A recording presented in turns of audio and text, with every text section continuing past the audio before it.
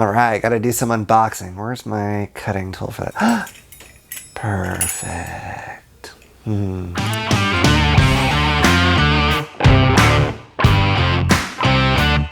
Welcome to All Games New and Old. I'm David Rodriguez, and today I'm going to be reviewing this Arkham Horror expansion, Secrets of the Order. This is for Arkham Horror 3rd Edition.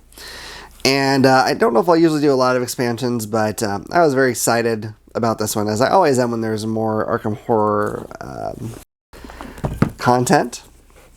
I haven't done a review of Arkham Horror yet. I'll give you a little spoiler alert, though. It is one of my very favorite games. It's a great one. So I'm curious to see what is in this box.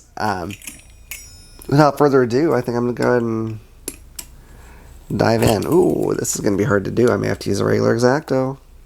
I always feel so disappointed when this thing doesn't do what I want it to. All right. I don't want to force it. I'm going to damage the box. So we'll use the X-Acto like some kind of barbarian. It's fine. All right. Let me tear this off. Okay. Who needs this stuff? All right. Let's read the back here. So it says, cross the threshold. The unquiet spirits of the dead cry out, and ghouls stalk the midnight streets. Derelict portals yawn open between our existence and the horrific underworld. And even in the storied French Hill neighborhood, the Order of the Silver Twilight plots their path to greater power. Venture to other worlds in the Secrets of the Order expansion for Arkham Horror, the board game. 4 new investigators confront the ghosts of Arkham's past with the new scenarios, map tiles, and hundreds of cards introduced in this expansion. There are a lot of cards in Arkham Horror, so hundreds of cards. That is both exciting and terrifying. So it's a big game. There is no doubt about it.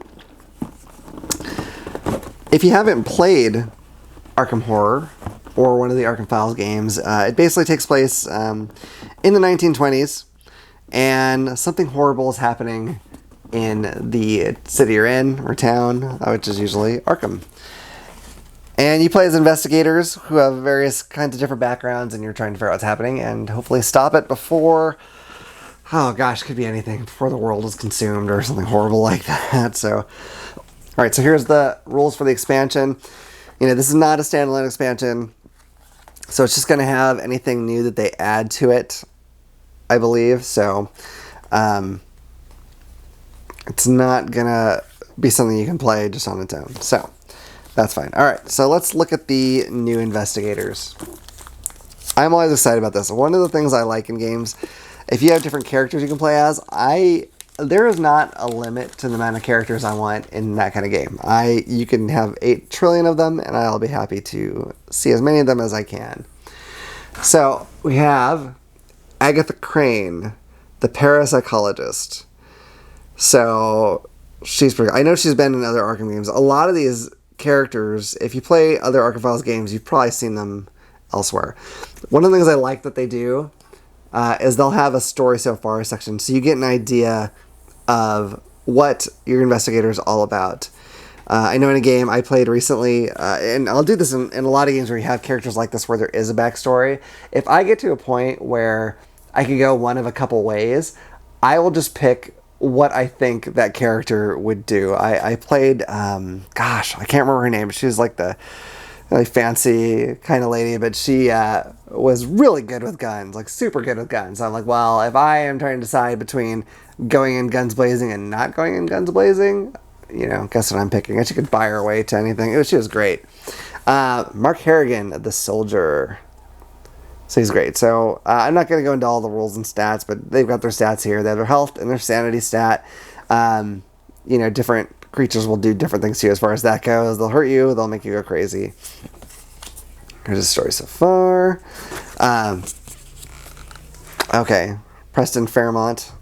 I know I've I don't know if I've played as him, but I definitely have him in Mansions of Madness. So he's been around in their settings for a bit. And Winifred Habermock. That's an interesting name. She's an aviator. Very cool. I don't think I've seen her before. I don't know if she's actually new or just new to me, but that's really great. We have a few different scenarios here. There is Bound to Serve, The Dead Cry Out, The Key, and The Gate. So I've listened to only one place really talk about this, and I believe it was the Rolling Dice and Taking Names podcast, because they usually, a couple of the people on there will play the expansions whenever they come out, and they said this expansion was especially hard compared to some of the other ones that they've done. So I don't know. I think they just played one scenario. I'm not sure. So, you know, that could be the case or could not be. I'm trying to think. I think my win-loss on Arkham Horror 3rd Edition is about 50-50. Although I'm not sure. I may... gosh, I may have lost more than I won. I'm not certain about that. So I'm going to use the X-Acto on this little thing here, because I just know I'm not going to be able to pull it open. I'll be real careful. I just need to get a hole started. So I was a big fan of Arkham Horror 2nd Edition, and a lot of people have, you know, their opinion whether or not they like 2nd or 3rd better. They're actually pretty different from each other, despite the fact that, you know, the overall, like, the theme is exactly the same, but they are very different. But, you know, when I bought Arkham Horror 2nd Edition, it had been out for quite a while, and it had a horde of expansions, and that was always kind of intimidating to me, just because, like, I don't know, where do you go next, right? The other thing, though, too, is that Arkham Horror 2nd Edition, just the base game, I mean, it took up my whole table, like, really very little extra room. And then the expansion sometimes would have their own board, I believe, additionally. So I couldn't figure out how I would even begin to play those. What's nice about 3rd Edition is your board is made up of these unusual shaped tiles that sort of connect together via road tiles. And so for different scenarios, it's going to tell you how to set them up differently. So you're not going to have, I don't think, a scenario where you're using all the tiles, which is great. You're using, like, you know, 5 or 6 or something like that, which is cool because you can kind of feel confident that whatever scenario you do, whatever expansion you get, you'll still be able to fit it on the table at least as well as you could before. So here we got our little standees for the characters, the neighborhood tile, various tokens here, which I believe are similar to the ones that came in the box, the main box. Cool art, though. As I've mentioned many times, I love an isometric view of a town. I don't know why. It's just a thing. I think it's from old PC gaming. I really do. I think that's where I get that from. Okay, so I got the Merchant District here. I'm intrigued by this aviator, because I'm wondering if she actually can use some sort of aviation skill. I probably could have looked at her card a little more, but I didn't. So, the Uninvited Isle. I remember that from 2nd Edition. It looks, you know, there's some kind of bonfires thing going on here. There's a wrecked ship over here. So there's all kinds of stuff going on. You know, if you play these games, you get kind of familiar with some of the settings. I remember the TikTok Club from something. So Underworld, which I'm guessing is not a safe place to be. So there's very few safe places to be in this game. One thing you might know about this game is it is hard usually to win, and it is long. It is definitely a long game. I don't remember what it says in the box, but oh boy, like, you know, I'd say if you get done with a game of this in 3 hours, you are going real fast.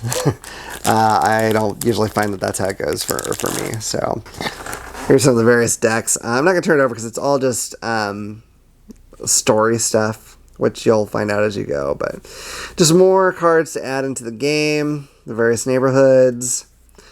The game has what they call a codex, which is just sort of like the ongoing tale of what's happening.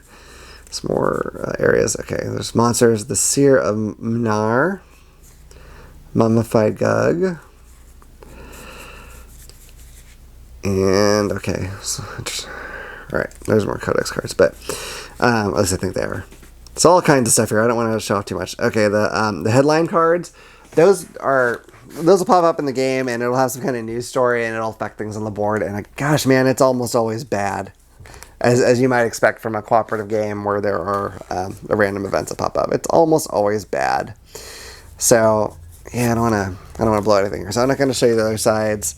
I mean, you'd have to pause it to read all that stuff anyway, but I'm still not going to bother with that. So, all right, let me open up this little one. This might be more interesting to look at if we can see it. They do like these little cards, which are fine, and it does help keep the table space down a little bit. Call the Dead spell, Spirit Camera item, Occult Principle, One Man Army, Sophie's Portrait.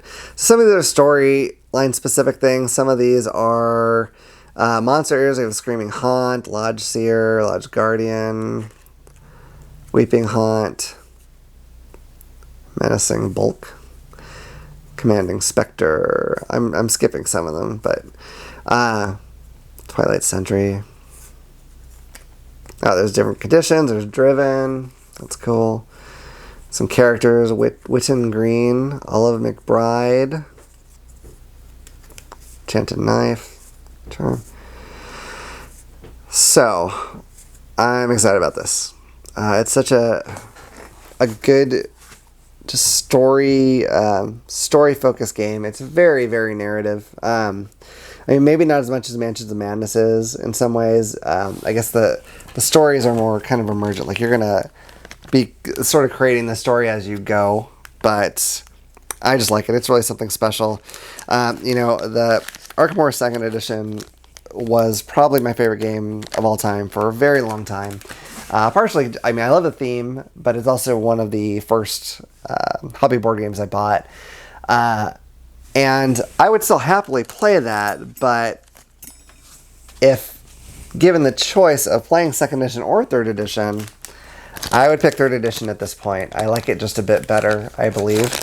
And so that might be a bit of a spoiler for what my review will be like of this game. But who knows? Maybe as I play it more, maybe my opinion will change between now and when I review it.